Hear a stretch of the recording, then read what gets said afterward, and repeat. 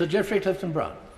Deputy Speaker, it's wonderful to see His Majesty delivering his first gracious speech as King, announcing the Government's priorities for this year, and I'm grateful to you and the House for giving me the opportunity to participate in this important debate. It's customary in this House, Mr Deputy Speaker, to commend the previous Speaker, but I think in this case I'll just leave it at that. I'd like to see the measures in the King's speech formed by the Government into a coherent narrative so that my constituents in the Cotswolds have a clear understanding of the direction we wish to take this country in the next few years. This is an important opportunity to present a long-term vision. Our foremost priority is to see the economy flourish, to alleviate the burden of the cost of living. A key component of economic growth will be securing our energy supply, such as the introduction of modular nuclear reactors, as I mentioned in my intervention previously on the Secretary of State. It's interesting to note that despite the recent geopolitical tensions, gas and oil prices have stabilised to pre-Russia-Ukraine conflict levels. This stability will translate into tangible relief for households this winter, as we anticipate a notable reduction in winter utility bills. The offshore petroleum licensing bill, much mentioned in this debate, will helpfully protect the hundreds of thousands of jobs in the energy sector and support the Government's bid for energy security. As has been mentioned by the Secretary of State, we should use the revenue from it to prioritise to help fund the transition to clean energy and jobs, and the importance of the Government's pragmatic approach to reaching net zero by the 2050 goal, which I know is an important commitment for my constituents.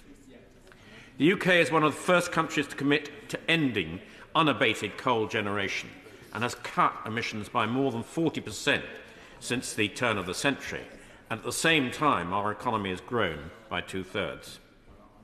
Inflation, as we all know, casts a wide shadow affecting every facet of our lives, from individuals and families to businesses and government and local authorities. And I'm pleased to see that the King's speech was opened and closed on a goal of reducing it to the Bank of England's target of 2%. I am, however, concerned that the Bank of England's, while it's unbundling quantitative easing, it is busily selling bonds at today's yields, which will lock us into high interest rates for many years to come.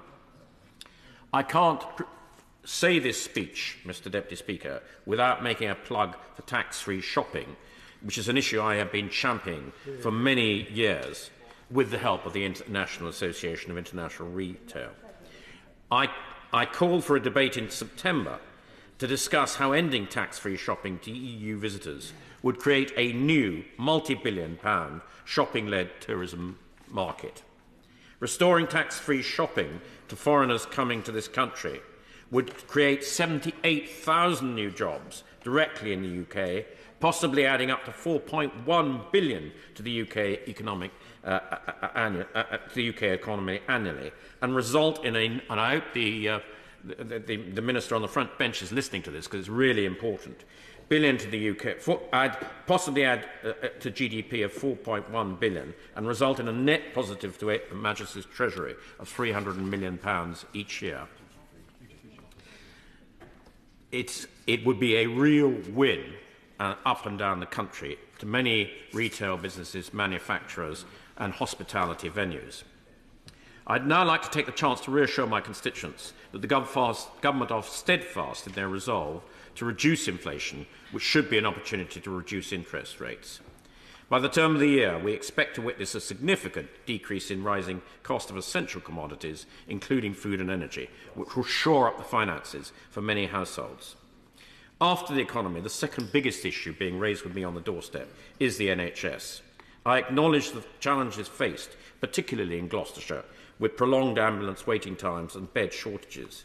However, strides have been made in addressing these concerns, and we are witnessing a commendable downward trend. But we are aware of the need to make further progress, particularly by strengthening social services to provide enhanced care for those at home who need it and be able to discharge people from hospital quickly. Despite growing waiting lists, the NHS is treating 10% more patients than before the pandemic. 1.4 1.2 million people came off the waiting list in August, compared with 1.29 in August 2019. The backbone of our healthcare system, GPs and dentists, have seen particular improvements in Gloucestershire, I'm glad to say.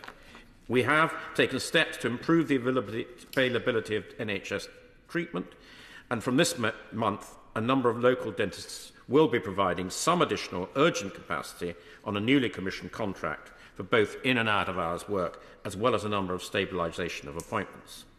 Nevertheless, it is important to address the bottlenecks caused by strikes by junior doctors and consultants, which hinders the reduction of waiting lists and harms patients' prospects. I welcome the announcement in the Queen's speech on tobacco and vaping, which will be a step in the right direction on protecting the health of future generations. The third biggest issue being raised with me when I'm speaking to constituents on the doorstep is education. And I had the pleasure of a productive meeting with the acting head of Cirencester College.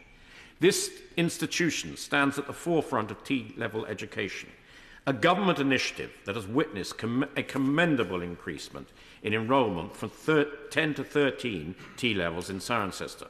The college is currently thriving with a record student body of 3,300 pupils coming from a 60-kilometre radius, underscoring its importance to our community. And I share the enthusiasm with the acting head of that college for the proposed advanced British standard and to increasing apprenticeships. And I know that they are again keen to be at the forefront of introducing this policy of advanced British standards, leading the way, shaping the policies at advanced levels of education. This enthusiasm stems from a belief that a blend of academic and vocational education produces a rounded individuals, better equipped both for the workforce and higher education. However, we must not overlook the pressing need to address mental health concerns and the absenteeism of youngsters in our schools. Government figures indicate that 54% of our secondary school pupils who have some involvement with the social care system are persistently absent from school. Among other children, it is only 28%. Since COVID, I have worked closely with a number of schools in my constituency who have faced a growing problem with absent children or pupils who require mental health support. The assistance of many of our teachers is providing excellent help. However, deep-seated problems in our society, not always recognised, but young pupils with phone accessing social media, literally setting their alarms to wake up in the middle of the night to see the next episode of their chosen thing that they're listening to is on their phones. It's just one aspect of what is happening in our society today. Our ambition is to nurture some of the most highly educated pupils in the world, is rooted in our desire to harness the full potential of new technologies.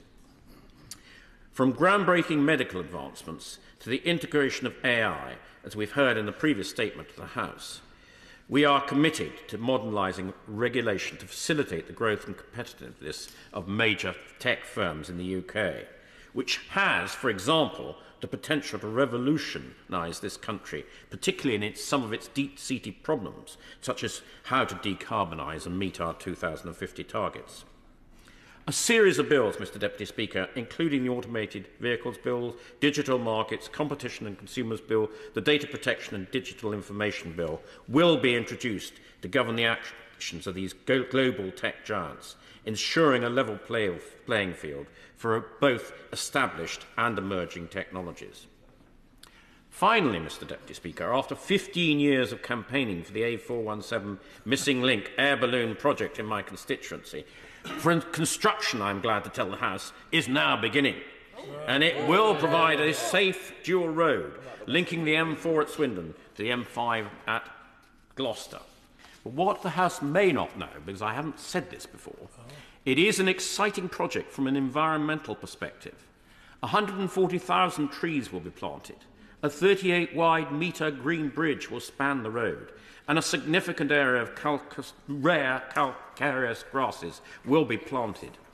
This should ensure that this project, which is a big project, will produce a net biodiversity gain, amongst the first for a major road scheme in this country. So the government must continue to build on its commendable environmental record and continue to lead the charge in combating climate change and particularly biodiversity loss, which has not been mentioned so far in this debate at all, and provide support to developing nations in their transition to sustainable energy sources, and indeed holding other nations accountable for their own environmental commitment, as my right honourable friend, the Secretary of State, has so ably set out today. Thank you, Mr. Speaker. Thank you.